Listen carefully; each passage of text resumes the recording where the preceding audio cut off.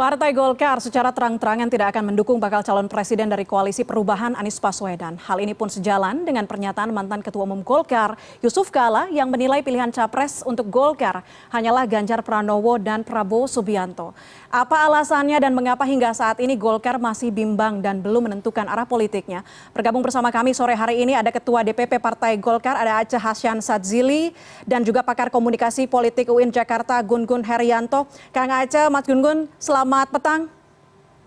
Selamat petang, Mbak Puspa. Baik. Selamat petang. Assalamualaikum, Mbak Puspa. Waalaikumsalam warahmatullahi wabarakatuh. Saya ke Mas Gun-Gun. Mas Gun-Gun, bagaimana Anda melihat pernyataan dari Erlangga Hartarto mengklaim langsung menegaskan bahwa tidak mendukung Anies? Ini apa, finalkah atau masih mungkin bisa berubah melihat konstelasi yang terjadi sekarang?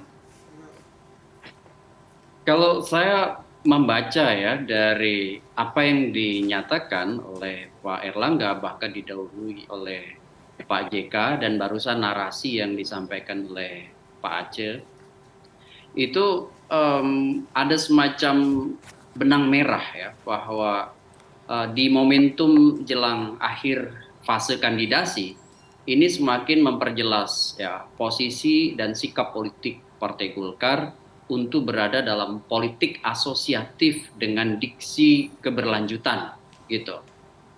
Jadi konteksnya adalah, kalau saya membaca bahwa pilihan Partai Golkar untuk terasosiasi ya dengan arus utama keberlanjutan, artinya kalau demikian bukan berada dalam positioning dengan challengers atau dengan penantang yang diksinya adalah perubahan.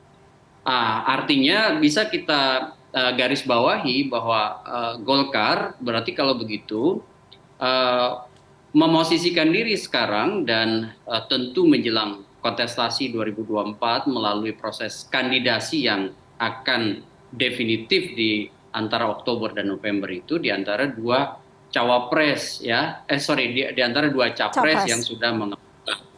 Ya, sebut aja misalnya di antara pilihannya antara Prabowo atau Pak Ganjar. Nah, tadi pernyataan Pak Aceh sudah semakin mempertegas bahwa tidak akan ke Anies Baswedan. Kenapa? Karena pertama dari sisi diksi ya, yang itu kemudian merepresentasikan arah perjuangan dalam Pilpres, tentu Anies Baswedan bukan berada dalam satu strategic planning yang Partai Golkar tetapkan. Kemudian yang kedua, saya melihat bahwa posisi Golkar hari ini tentu internal dan eksternal ya. Internal karena dinamika internal itu juga tentu akan dibaca oleh Partai Golkar, dan dinamika eksternal tentu menyangkut power relation atau relasi kuasa dengan kekuatan real, di mana Golkar itu juga menjadi bagian dari pemerintahan Pak Jokowi. Dan kalau kita melihat dari perspektif yang disebut dengan opportunity structure perspektif ya, atau struktur peluang begitu, maka ini kembali sebenarnya ke pola yang menjadi langgam Partai Golkar begitu ya, yaitu soal berada dalam potensi kekuasaan di masa mendatang begitu. Kira-kira begitu, Pak. Oke. Kalau dari Kang Aceh tadi kayaknya menunggu arahan begitu. Mana yang lebih menguntungkan, Mas Gun-Gun? Apakah Golkar ke poros Prabowo Subianto atau ke Ganjar Pranowo? Kalau tadi kita dengar dan eksplisit sekali bahwa yang menjadi patron sekarang dari Partai Golkar itu kan Pak Jokowi ya. Iya kan? Sebut aja dalam dinamika kontemporer, Partai Golkar memosisikan diri dalam term keberlanjutan dan Pak Jokowi di puncak hierarki otoritas ya, dalam konteks ini adalah kabinet. Dan di luar posisinya dalam kabinet tentu eksplisit juga tadi dinyatakan bahwa bandul menurut saya posisi sikap politik Partai Golkar akan ditentukan juga dengan sinyal kuat Pak Jokowi di injury time. Kalau istilah Pak Erlangga itu chapter terakhir, kalau saya sebut sebagai momentum terakhir dalam konteks proses kandidasi, akan sangat dipengaruhi oleh pergerakan konsolidasi kekuatan real politik yang diorkestrasi oleh Pak Jokowi.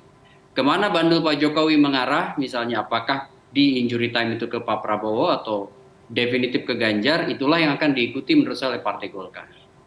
kita tunggu nanti sikap dari Partai Golkar seperti apa dalam menentukan pilihan keputusan menjelang kampanye Pilpres 2024.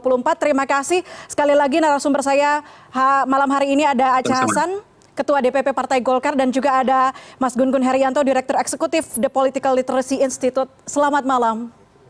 Selamat malam, Aceh. Selamat malam. Pak Puspa.